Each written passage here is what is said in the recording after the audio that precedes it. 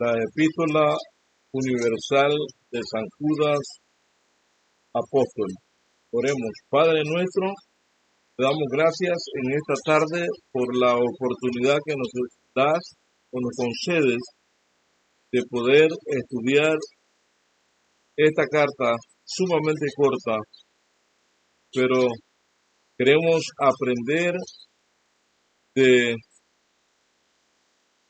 lo que el apóstol Judas, uno de los seguidores tuyos, plasmó guiado por el Espíritu Santo en esta carta.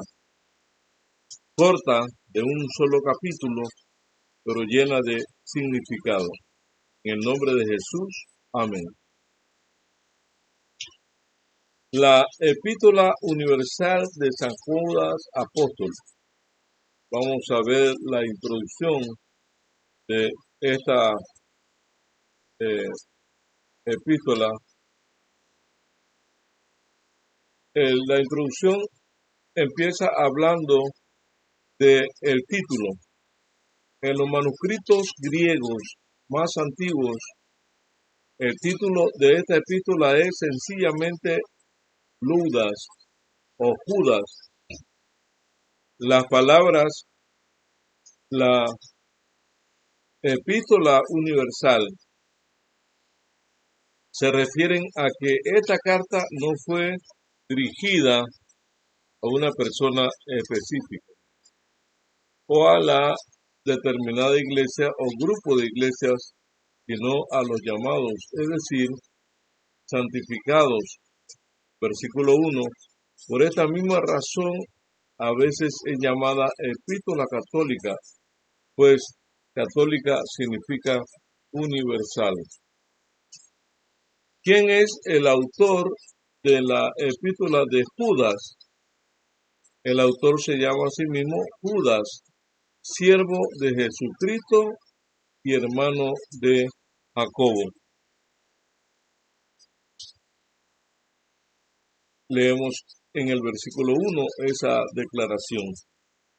No hay, pues, razón para dudar de la identificación, aunque las palabras puedan interpretarse en más de una forma.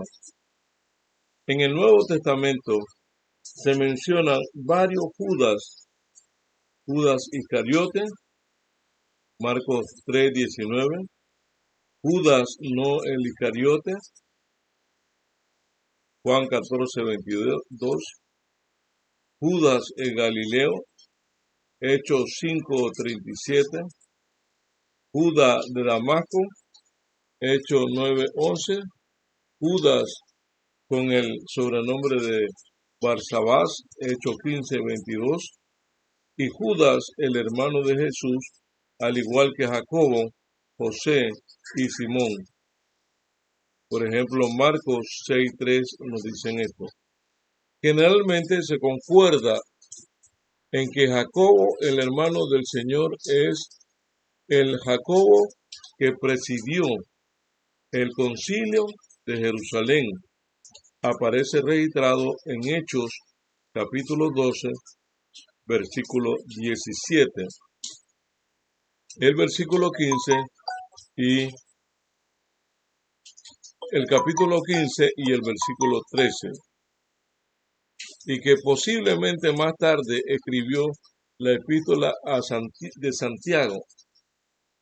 Por lo tanto, el autor de la epístola de Judas bien pudo haber sido el hermano de este Jacobo y por lo mismo hermano del Señor Jesús. Esta declaración tendería a hacerlo prominente en la iglesia y le daría el grado de autoridad que se refleja en la epístola. El hecho de que no manifiesta explícitamente su relación familiar con el Señor, sino que se llama a sí mismo siervo de Jesucristo. En Judas versículo 1 podría explicarse como un acto de delicadeza o delicada discreción que demuestra que no aprovechaba para beneficio propio su relación con Jesús. El marco histórico. En la epístola no hay ninguna afirmación directa en cuanto a las circunstancias que determinaron su redacción, ni ningún indicio sobre la congregación a la cual fue dirigida, pero su contenido puede deducirse ciertas informaciones. Es evidente que en la iglesia habían entrado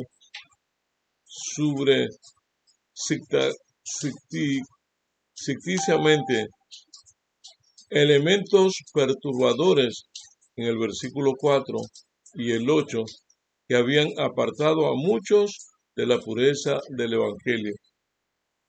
En Colosenses, la epístola pastoral y el Apocalipsis hay unas alusiones que indican que las herejías gnósticas habían comenzado a penetrar en la iglesia del Asia Menor. Por eso es posible que la carta de Judas fuera dirigida a estas iglesias. Surge una pregunta interesante, debido al hecho de que una gran parte del material de Judas también se encuentra en Segunda de Pedro. Judas 4:18 con Segunda de Pedro capítulo 2, 1 al 3:3, en muchos casos se usan las mismas palabras y con frecuencia los mismos pensamientos expresados con algunas palabras de carácter insólito. ¿Tomó Judas algo de Segunda de Pedro? ¿O Pedro de Judas? ¿O tomaron ambos de una fuente común? Ahora desconocida, esta pregunta no puede ser contestada con certeza. La mayoría de los eruditos bíblicos piensan que Judas es anterior a Segunda de Pedro, pues es difícil explicar por qué Judas iba a escribir una carta si era muy poco lo que tenía que agregar a lo ya escrito. En Segunda de Pedro, dichos eruditos afirman que es fácil explicar cómo Pedro pudo haber usado pensamientos expresados en la breve epístola de Judas.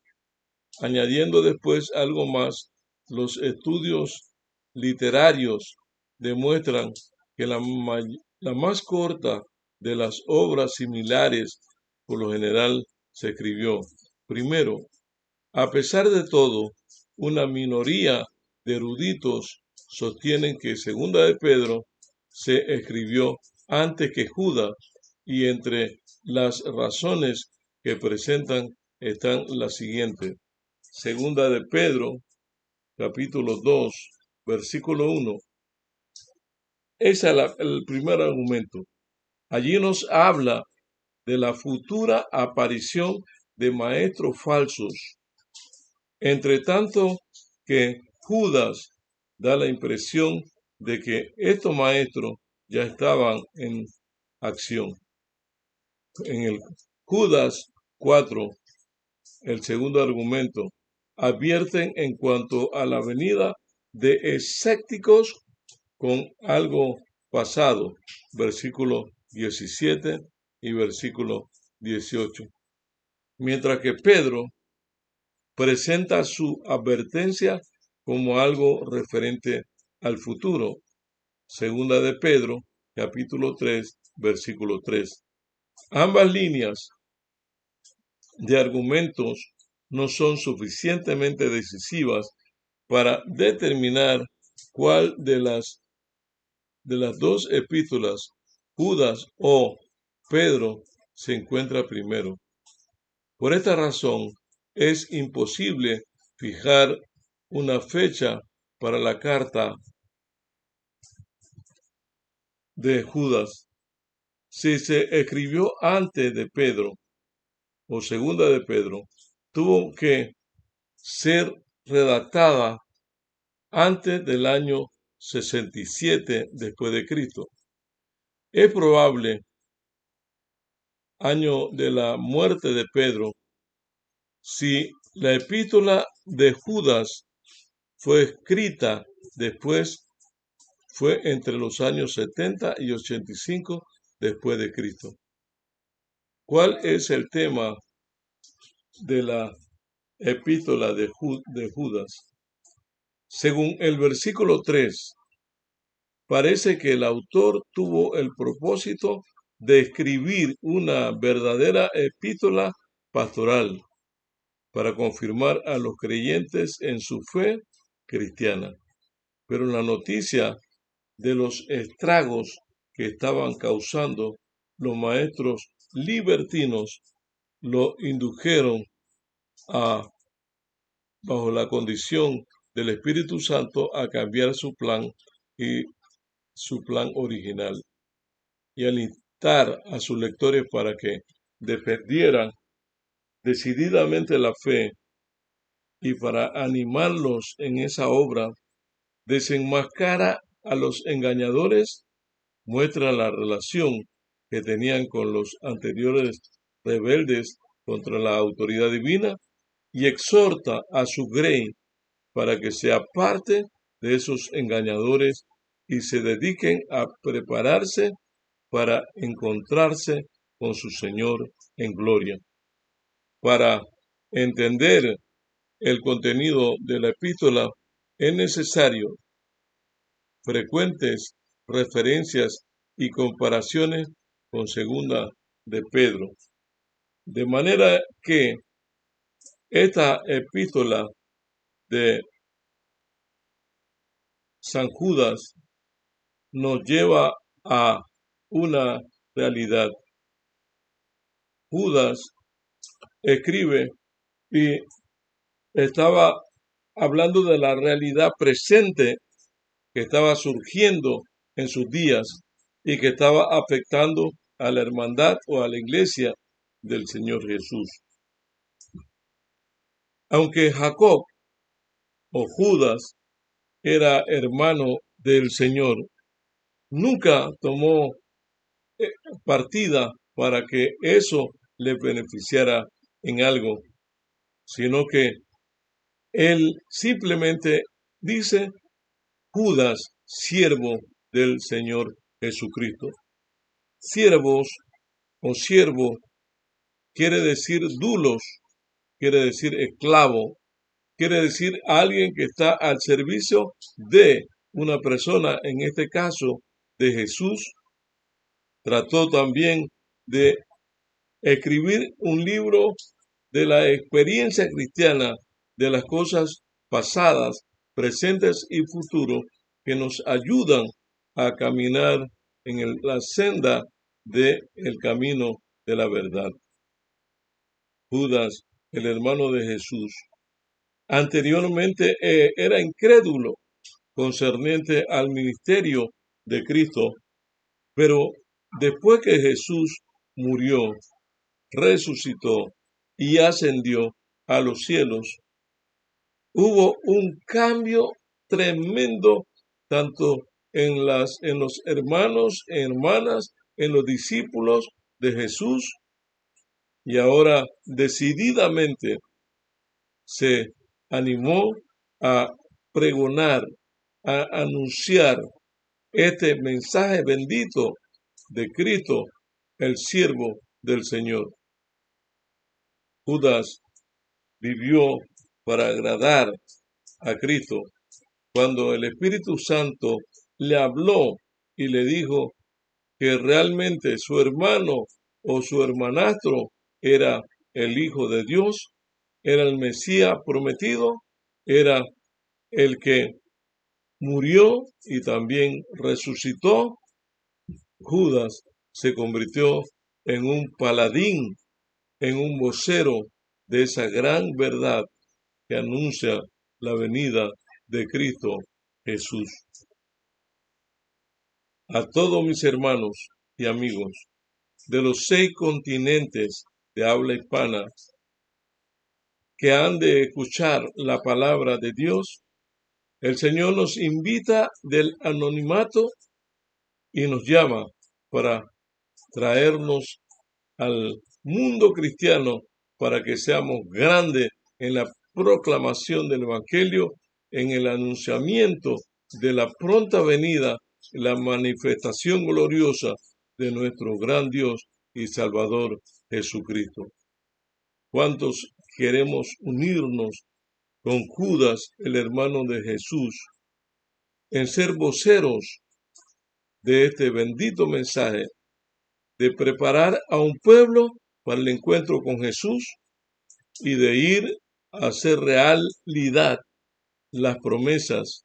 Yo vendré, no se turbe vuestro corazón, creed en Dios, creed también en mí. En la casa de mi Padre muchas moradas hay. Si ese es el anhelo tuyo y mío, yo invito que por favor inclinemos el rostro y oremos al Señor. Padre nuestro, te damos gracias en esta hora por tu palabra, por Judas, el hermano de Jesús, porque simplemente él se cataloga como siervo de Jesucristo. Queremos tener esa humildad y queremos colocarnos a tu servicio para que tú nos uses para tu honra y tu gloria. Entregamos nuestra voz, entregamos nuestros talentos, te entregamos nuestras vidas completamente a ti, para que tú, Señor, hagas en cada uno de nosotros lo que tú consideras que debes hacer. Una bendición especial para todos nuestros hermanos y amigos que nos escuchan en la ancha faz de la tierra, en Cristo Jesús. Amén y amén.